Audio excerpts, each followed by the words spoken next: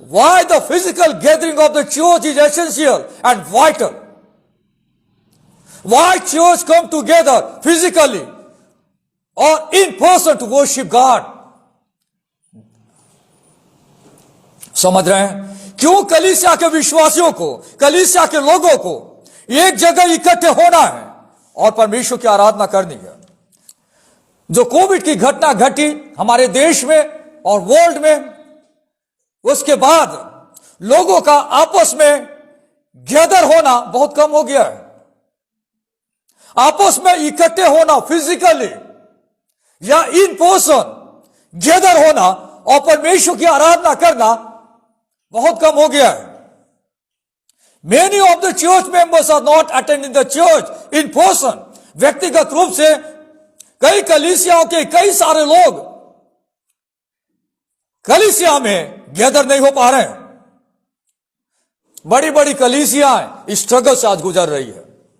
Covid के बाद कलीसिया ने लोगों को सुविधा उपलब्ध करवाई। बोले कि भाई आप ऑनलाइन जुड़िएगा, हमने फैसिलिटी आपको दे रखा है। तो कलीसिया के कई सारे लोग उसकी आदी हो गए। चर्च की आधी गैदरिंग भी चर्च में उपस्थित नहीं हो पा रही है। मेनली शहरों में, गांव में तो उस प्रकार की सुविधाएं नहीं है, इसलिए लोग एक जगह इकट्ठे हो जाते हैं ज्यादातर। पर शहरों में सबके पास मोबाइल और लैपटॉप और टीवीज हैं। इसके कारण वे लोग फिजिकली गैदर होकर या व्यक्तिगत रूप से गैदर होकर, इकट्ठे होकर परमेश्वर की आराधना करने में इंटरेस्ट नहीं दिखाते। It's a big challenge today. यह एक बड़ी चुनौती है। कई सारे कलीसिया के लोग इंटरेस्टेड है ही नहीं, ना चर्च में जाने में, ना ऑनलाइन चर्च अटेंड करने में। कई सारे कलीसिया के लोग, कलीसिया के मेंबर सिर्फ त्योहार के समय में चर्च जाते हैं। उनके लिए कोविड आया गया डजंट मैटर। यह बात सही है कि कोविड के बाद विश्वासियों का शारीरिक रूप से कलीसिया में इकट्ठा होना रेगुलर बेस पे कम हो गया है।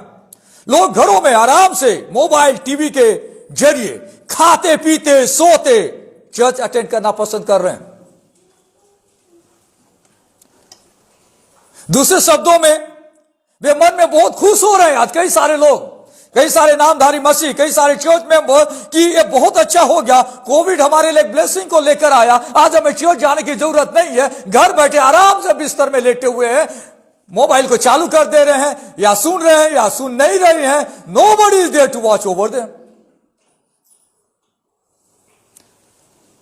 आज मैं आपको बताना चाहता हूं, मसीह भाई बहनों का शारीरिक रूप से इकट्ठे होकर परमेश्वर की आराधना करना कितना महत्वपूर्ण है। हम सबों को एक जगह गैदर होकर, हम सबों को एक जगह मिलकर फिजिकली प्रेजेंस के साथ इन पर्सन हमें परमेश्वर की आराधना करना कितना ज्यादा मायने रखता है। Listen carefully, gathered worship is not optional. जब हम परमेश्वर के चरणों में आते हैं तो हम मिलकर परमेश्वर की आराधना करते हैं। इब्रानियों की पत्री 10वां अध्याय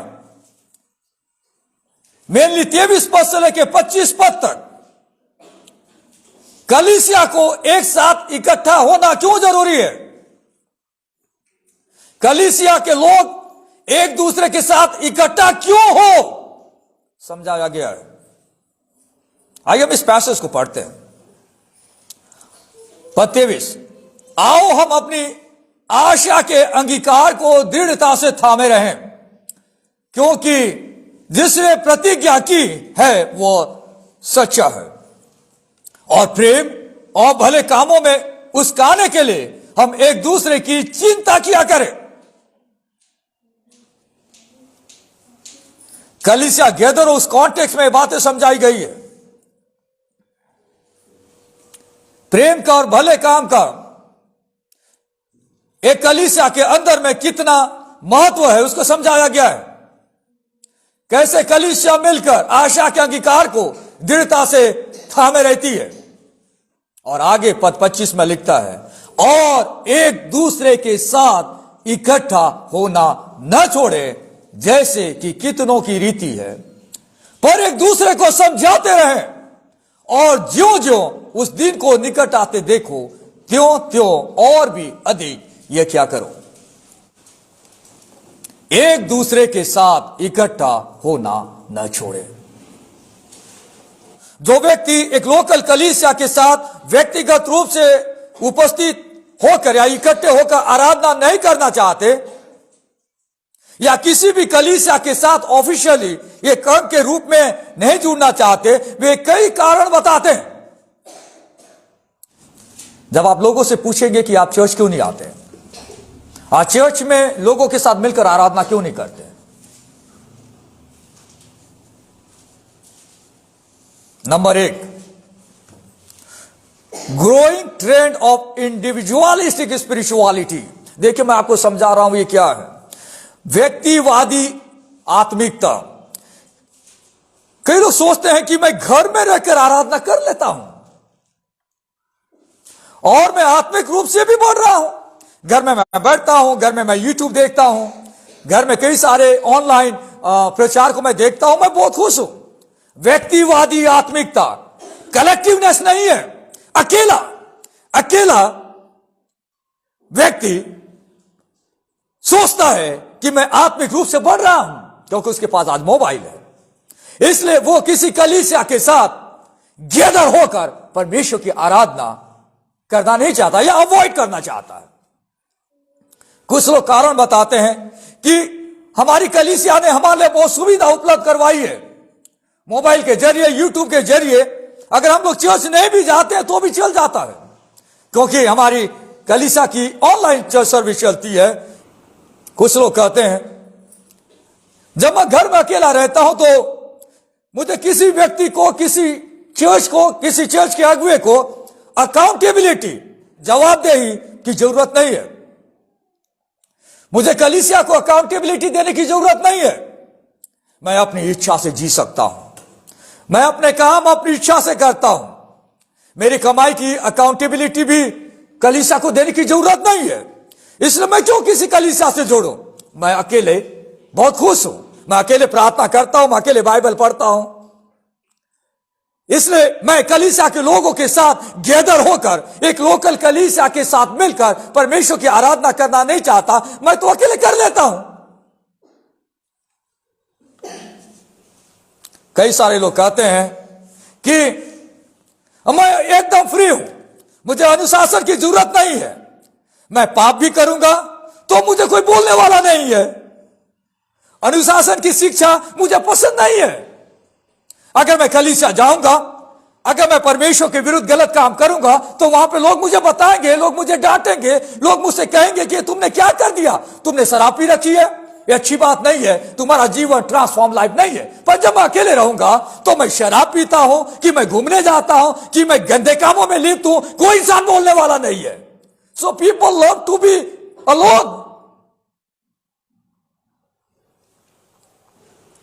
एक और कारण, कई सारे लोग कहते हैं मेरा पिछली कलीसिया के साथ नकारात्मक अनुभव रहा है। पास में मैं किसी और कलीसिया पहले जाया करता था, पर उस कलीसिया के जो लोग हैं वे अच्छे नहीं है, उनके जो अगुवे हैं वे परमेश्वर के भय मानने वाले अगुवे नहीं है। इमोरालिटी और गंदे काम पर कोई कुछ नहीं बोलता उस कलीसिया में। उस कलीसिया में गलत शिक्षा दी जाती है। उस कलीसिया में जब मैं गया था तो मुझे नीचा दिखाया गया था, मुझे गंदी गाली दी गई थी, यहां तक कि मुझे जबरदस्ती झगड़े में घसीटा गया। इसलिए मुझे अब कोई कलीसिया नहीं जाना है, मैं आराम से रहना चाहता हूं।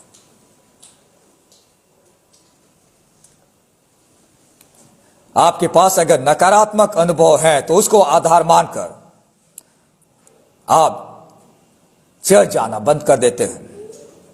इसलिए तो बहुत जरूरी है बाइबल बेस्ड चर्च, बाइबल आधारित कलीसिया, जहां पे परमेश्वर के वचन को सबसे ऊपर में रखा जाता है और परमेश्वर के वचन के अनुसार कलीसिया चलती है। ये कई सारे कारण हैं जो लोग देते हैं और परमेश्वर की आज्ञा को तोड़ देते हैं। फिर से यह प्रश्न, Why physical gathering of the church is so vital? क्यों कलीसिया के लोगों को एक साथ इकट्ठे होकर शारीरिक रूप में परमेश्वर की आराधना करनी है? क्यों हम सबको एक साथ इकट्ठे होकर आराधना करनी है? एक साथ इकट्ठे होकर आराधना करनी है। रविवार का दिन मेरे और आपके लिए बहुत ज्यादा मायने रखता है कि हम एक साथ इकट्ठे होकर विजिबली, फिजिकली जीवित परमेश्वर की आराधना और महिमा करते हैं। Number 1, it is God's command. यह परमेश्वर की आज्ञा है विश्वासियों को मानने के लिए। यह परमेश्वर की आज्ञा है।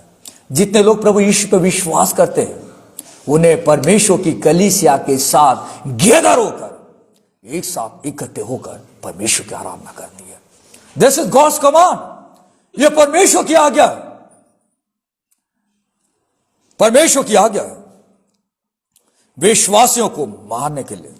आपको मालूम है इब्रानियों की पत्र जब लिखी गई थी 4th सेंचुरी में, जबरदस्त अपोजिशन था क्रिश्चियनिटी का अगेंस्ट में। कोई व्यक्ति कहता था कि मैं यीशु में विश्वास करता हूं, यानी उसको बहुत दुख उठाना पड़ता था, उसे प्रताड़ित किया जाता था। कई सारे लोगों के मर्डर कर दिए गए। Why? Because he was believing in Christ. यीशु मसीह में विश्वास कर रहा है। हमेशा उनको डर लगे रहता था कि कोई व्यक्ति आएगा और हमें प्रताड़ित करेगा। Identifying with Christ and his church was so costly in the 4th century. पहली शताब्दी में इतना आसान नहीं था।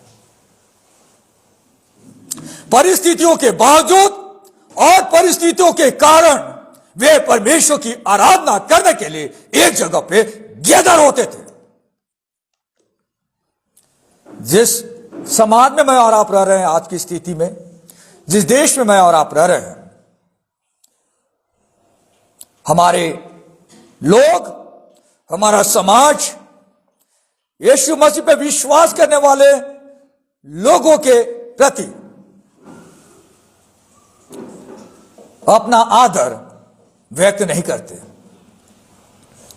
हॉस्टिलिटी, शत्रुता क्रिश्चियनिटी के प्रति बढ़ती जा रही है। इसलिए कई सारे लोग सोचते हैं कि मैं क्यों कलीसिया से जुड़ूं, क्यों मैं कलीसिया में जाऊं, मैं घर में बैठे रहता हूं, घर में प्रार्थना करता हूं, बस मेरे लिए काफी है। But that is not the commandment of God. वो परमेश्वर की आज्ञा नहीं है। जब पहली शताब्दी में इतने सताव थे, इतनी परेशानियां थी, उसके बावजूद भी लोग परमेश्वर के लिए जीने मरने के लिए कलीसिया में गैदर हुआ करते थे। अगर आप पढ़ेंगे प्रेरितों के काम, उसका 2रा अध्याय में आप देखेंगे वे प्रतिदिन परमेश्वर की आराधना करने के लिए गैदर हुआ करते थे। In midst of opposition, in midst of adverse situations. आज लोगों के पास सुख और सुविधाएं हैं, उसके बावजूद भी लोग परमेश्वर की कलीसिया के साथ गैदर होकर परमेश्वर की आराधना करने से दूर भागते हैं। How sad it is. परमेश्वर की आराधना करना इट वॉज नॉट सेफ। लोगों के लिए सेफ नहीं था 1st सेंचुरी के विश्वासियों के लिए। But even after that it was essential, बहुत जरूरी था। और उनके लिए यह एक बड़ा आनंद था। समझ रहे हैं आप? परमेश्वर की कलीसिया के साथ मिलकर आराधना करना एक विश्वासी के लिए बिग जॉय, चीफ जॉय है, बड़ा आनंद है। हफ्ते भर इंतजार करता है बाइबल के अनुसार, और एक सच्चा विश्वासी इंतजार करता है कि इस दिन मैं कलीसिया के साथ मिलकर परमेश्वर की आज्ञा का पालन करूंगा। This is the commandment of God. परमेश्वर की आज्ञा। क्यों कलीसिया के लोगों को एक साथ इकट्ठे होकर परमेश्वर की आराधना करनी है? नंबर 1, यह परमेश्वर की आज्ञा है विश्वासियों को मानने के लिए। नंबर 2, यह परमेश्वर के द्वारा नियुक्त जरिया है विश्वासियों की आत्मिक उन्नति के लिए। Physical gathering of the church is God ordained means for the spiritual growth of its children. जब हम लोग मिलकर कलीसिया में एकत्रित होते हैं, परमेश्वर की आराधना करते हैं, तो इससे हर विश्वासी की आत्मिक उन्नति होती है जो घर में बैठे नहीं हो सकता। परमेश्वर कलीसिया में अपने चुने हुए सेवकों के जरिए अपना जीवित वचन कलीसिया तक पहुंचाता है, उन लोगों को जो वहां उपस्थित है। उद्धार का संदेश देता हूं लोगों के लिए जो विश्वासी हैं, और जो विश्वासी हैं उनको कि पवित्रता का जीवन कैसे जीना है और यीशु के स्वरूप में प्रतिदिन कैसे बदलते जाना है। That message is conveyed through servant. परमेश्वर अपने सेवक के द्वारा मैसेज देता है जिससे कलीसिया का हर व्यक्ति आत्मिक रूप से मजबूत हो सके। कलीसिया में होने वाली बातें लोगों के आत्मिक उत्थान का कारण बनती है।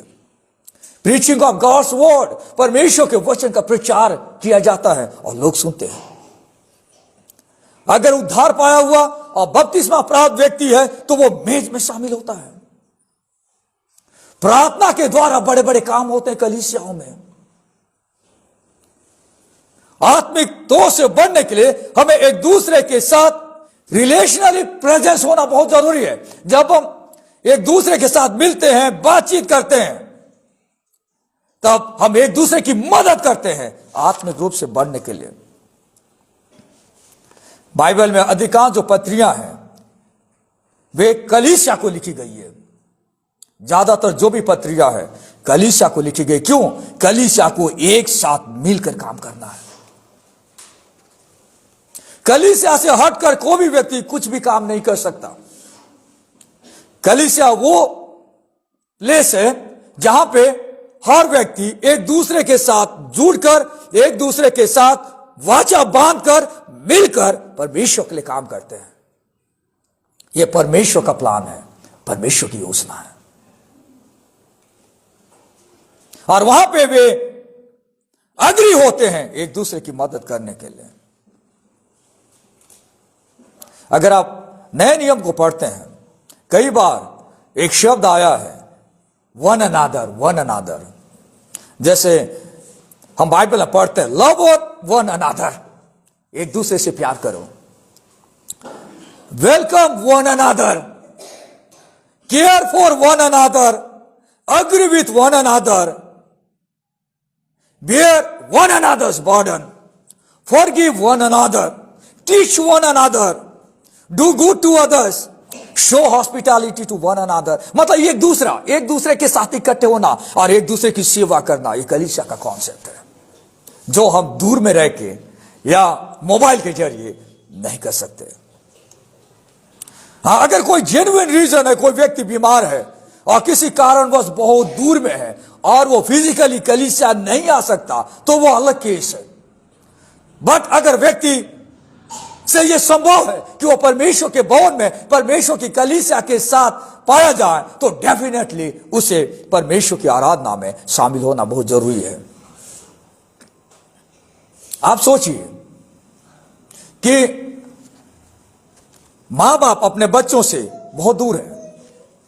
बेटा गया है लड़ाई करने के लिए, बेटा वहां पे गया है और वहां से युद्ध की जानकारी अपने मां बाप को चिट्ठी लिखकर भेजता है और कहता है कि पापा यहां ऐसा हो रहा है, ऐसा हो रहा है, चिट्ठी भेजता है।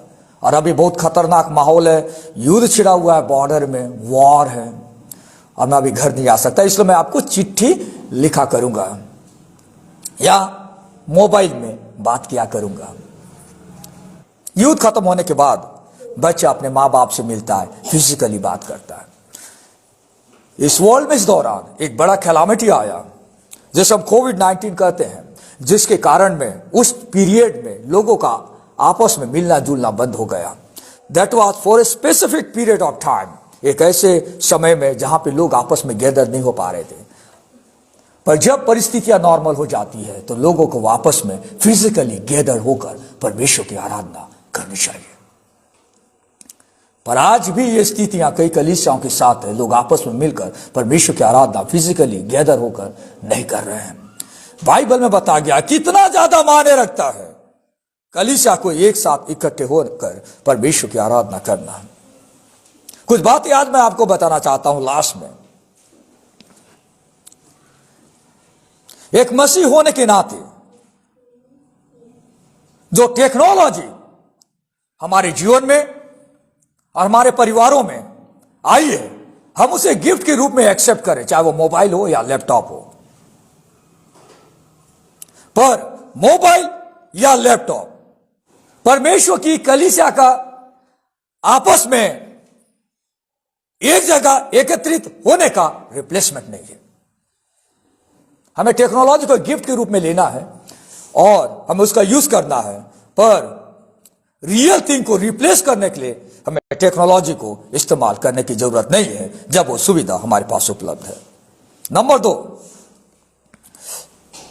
जब हम आपस में इकट्ठे होने की आदत को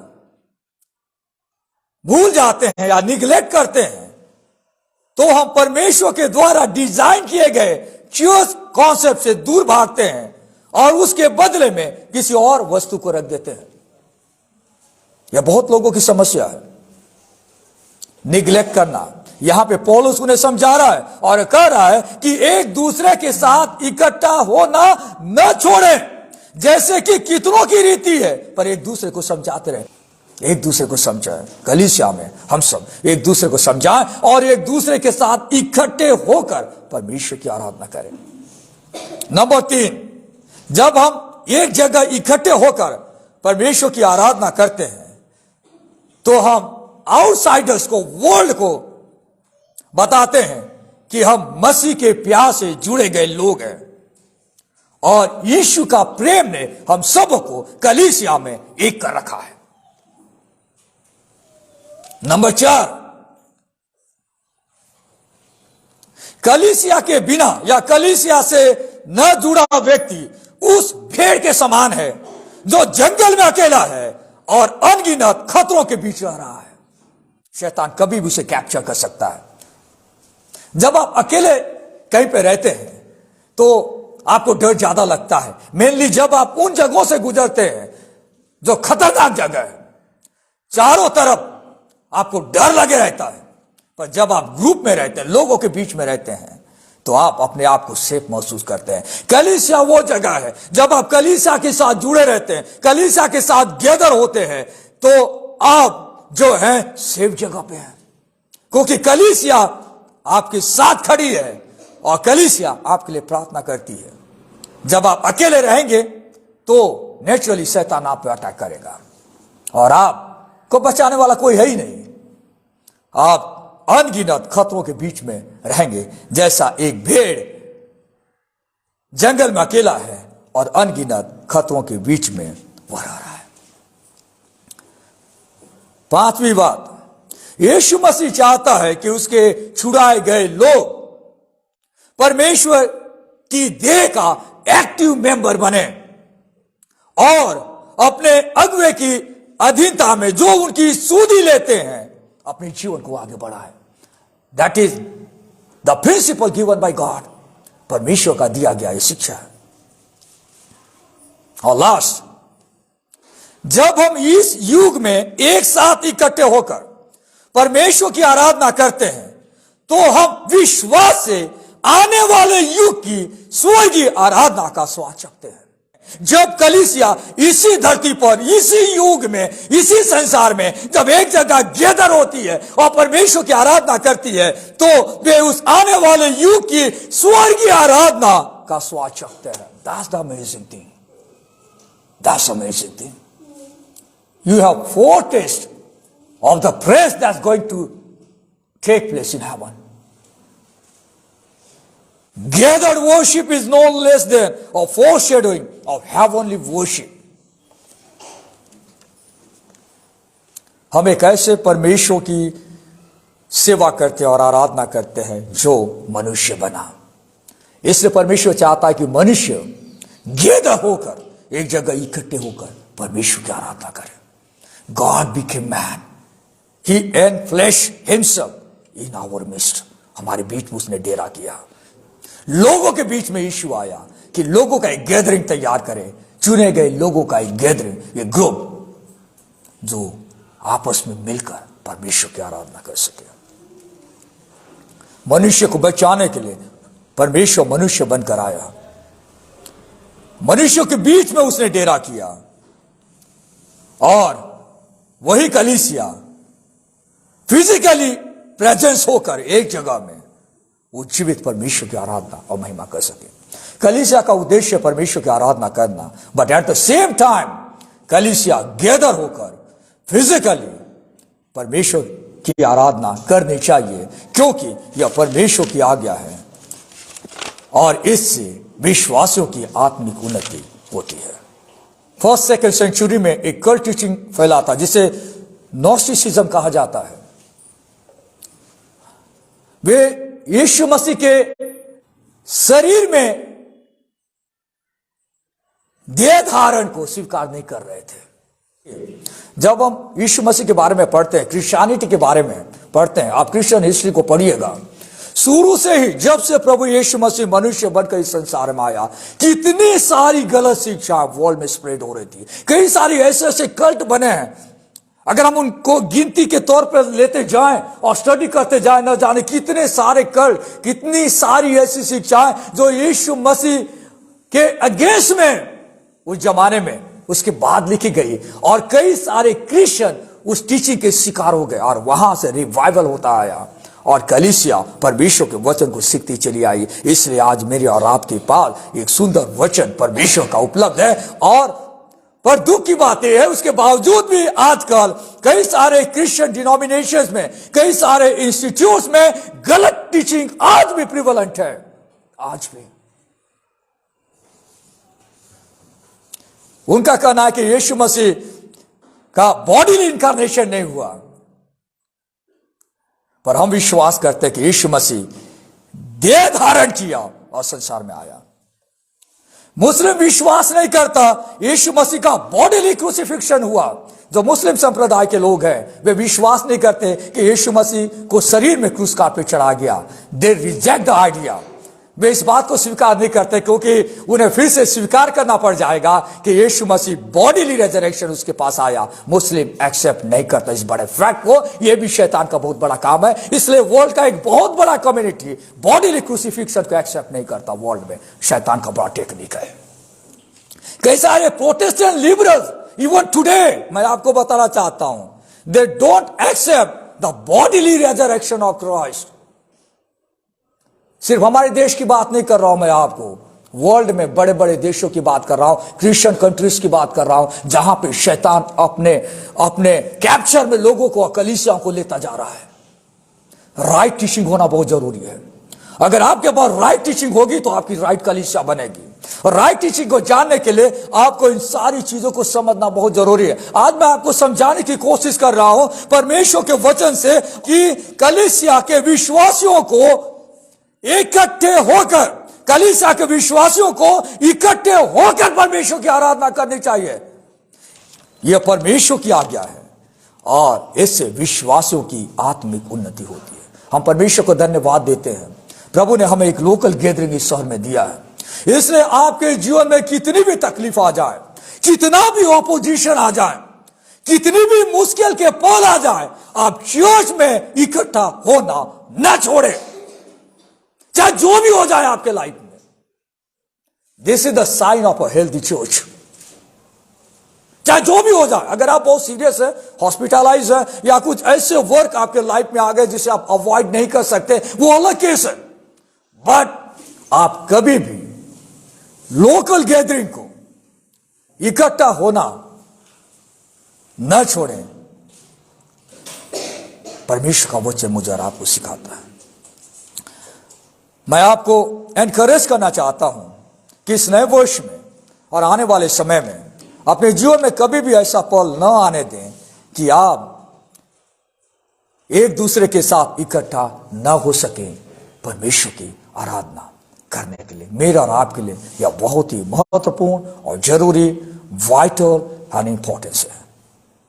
बहुत ही महत्वपूर्ण और जरूरी है, बहुत ही वाइटल और इंपॉर्टेंट है। आइए हम अपने सरों को झुकाएं, आइए हम परमेश्वर से प्रार्थना करें। प्यारे प्रभु, हम धन्यवाद देते हैं सुंदर पल के लिए जो आपने दिया। आज इस बड़ी टीचिंग पे अटैक है। शैतान ने लोगों के दिमाग को भटका दिया है। लोग फिजिकली प्रेजेंस होकर, एक साथ इकट्ठे होकर आपकी आराधना करने से दूर भाग रहे हैं। ऐसे सारे टेक्निक, ऐसे सारी युक्तियां जो शैतान इस्तेमाल करता है परमेश्वर की कलीसिया को ठंडा करने के लिए, यीशु के नाम से बंद हो जाने पाए। प्रभु हम धन्यवाद देते हैं, आपने कलीसिया बनाई है और आप चाहते हैं कि कलीसिया के लोग फिजिकली इन पर्सन आपकी आराधना और महिमा कर सकें, आपकी आज्ञा को मान सकें, आत्मिक रूप से बढ़ सकें। आज के वचन के लिए धन्यवाद। यीशु के नाम से हम प्रार्थना मांगते हैं, आमीन।